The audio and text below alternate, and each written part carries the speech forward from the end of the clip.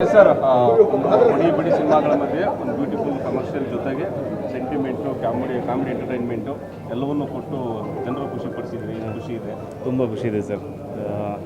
ದೇವರ ಆಶೀರ್ವಾದ ಜನರಿಗೆ ಇಷ್ಟ ಆಗ್ತಿದೆ, ಜನರು ಇಷ್ಟಪಟ್ಟು ಸಿನಿಮಾ ನೋಡ್ತಿದ್ದಾರೆ.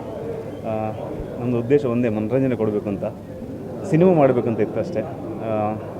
ತುಂಬ ಖುಷಿಯಲ್ಲಿದ್ದೀನಿ ಸರ್. ಕಾಮಿಡಿ ಜೊತೆಗೆ ಒಂದು ಬಾಟಮ್ ಲೈನಲ್ಲಿ ಫ್ಯಾಮಿಲಿ ಸೆಂಟಿಮೆಂಟ್ ಹೇಳೋದು, ತಾಯಿ ಮಗಳು ಸೆಂಟಿಮೆಂಟ್, ಅದನ್ನು ನಾವು ನೋಡ್ತಾ ಇರಬೇಕಾದ್ರೆ ಇದು ಗೊತ್ತು ನಮಗೆ, ಇದು ಸುಳ್ಳು ಅಂತ ನಮಗೆ ಗೊತ್ತು. ಬಟ್ ಪ್ರತಿ ಸೆಂಟಿಮೆಂಟ್ಸಿಗೂ ನಾವು ಕನೆಕ್ಟ್ ಆಗಿದ್ದೀವಿ, ಆಡಿಯನ್ಸ್ ಕನೆಕ್ಟ್ ಆಗಿದ್ದಾರೆ. ಅದೆಷ್ಟು ವರ್ಕೌಟ್ ಆಗಿದೆ, ಎಷ್ಟು ಖುಷಿ ಸರ್. ಈ ಥ್ರೂಔಟ್ ಸಿನಿಮಾ ನಾವೇನು ಯೋಚನೆ ಮಾಡಿದ್ದೀವಿ ಅದೆಲ್ಲ ವರ್ಕೌಟ್ ಆಗಿದೆ. ಪ್ರತಿಯೊಂದು ಸೀನಲ್ಲೂ ಕಾಮಿಡಿಗೆ ನಗ್ತಾ ಇದ್ದಾರೆ, ಸೆಂಟಿಮೆಂಟ್ ಸೀನ್ ಬಂದರೆ ಕನೆಕ್ಟ್ ಆಗ್ತಾ ಇದ್ದಾರೆ. ತುಂಬ ಖುಷಿದೆ. ಒಂದು ಸಿನಿಮಾ ನಿರ್ದೇಶಕನಿಗೆ ಮತ್ತು ರಚನೆಕಾರನಿಗೆ ಇದಕ್ಕಿಂತ ದೊಡ್ಡ ಒಂದು ಅದೃಷ್ಟ ಬೇರೆ ಇಲ್ಲ.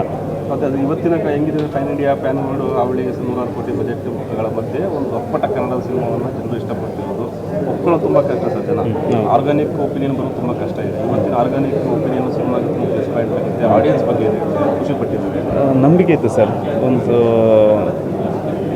ನಮ್ಮ ಸಿನಿಮಾ ಒಂದು ಅಂದರೆ ಕನ್ನಡ ಸಿನಿಮಾ ಖಂಡಿತವಾಗ್ಲೂ ಒಪ್ಕೋತಾರೆ ಅನ್ನೋ ಒಂದು ನಂಬಿಕೆ ಇತ್ತು. ಯಾವ ದೊಡ್ಡ ಸಿನಿಮಾ ಇದ್ದರೂ ಕೂಡ ನಮ್ಮ ಸಿನಿಮಾ ಒಪ್ಕೋತಾರೆ, ಸಿನಿಮಾ ಚೆನ್ನಾಗಿದ್ದರೆ ಒಪ್ಕೋತಾರೆ ಅನ್ನೋ ನಂಬಿಕೆ ಇತ್ತು. ಅದು ನಂಬಿಕೆ ಮೇಲೇ ಸಿನಿಮಾ ಮಾಡಿರೋದು. ಬಿಫೋರ್ ರಿಲೀಸ್ ನಾವು ಕೇಳಿದ್ವಿ, ಸಾಕಾ ಸಿನಿಮಾದಲ್ಲಿ ಅಂತೇಳಿ ಅವ್ರಿಗಿಲ್ಲ ಇಲ್ಲ, ನೋಡಿ ನೀವು ಹೆಂಗೆ ಹೇಳ್ತೀರಾ ಅಂತ ಹೇಳಿದ್ರು. ಬಟ್ ಸೆಕೆಂಡ್ ಹಾಫಲ್ಲಿ ಕೊಟ್ಟಿರೋ ಮಜಾ, ಸರ್ಪ್ರೈಸ್, ಹಾಕಿ ಸ್ಟೆಪ್ಗಳು ಮತ್ತೆ ನಾವು ಯಾವುದೋ ಒಂದು ಸೀನ್ ಬರ್ದು ಓಡೋಗ್ತಾರೆ. ಅದು ಇಲ್ಲ, ನಮಗೆ ಬ್ಯಾಕ್ ಶಾಟ್ ಅಲ್ಲಿ ಸಿಕ್ಕಾಪಟ್ಟೆ ಕಾಮಿಡಿ ಇತ್ತು. ರಾಕೇಶ್ ಶೆಟ್ಟರ ಒಂದು ಹೊಸ ಪ್ರಯತ್ನ, ಎಲ್ಲರಿಗೂ ಒಂದು ಅವಕಾಶಗಳು, ಅವರು ಬೆಳೀತಾ ತನ್ನೋರ್ನು ಬೆಳೆಸುವಂಥ ಗುಣ, ಅವ್ರ ದೊಡ್ಡ ಗುಣ ಸರ್. ನಾವೆಲ್ಲ ಇದ್ದೀವಿ ದಾಸಾರಿಂದಾಗಿ. ರವಿ ಸರ್,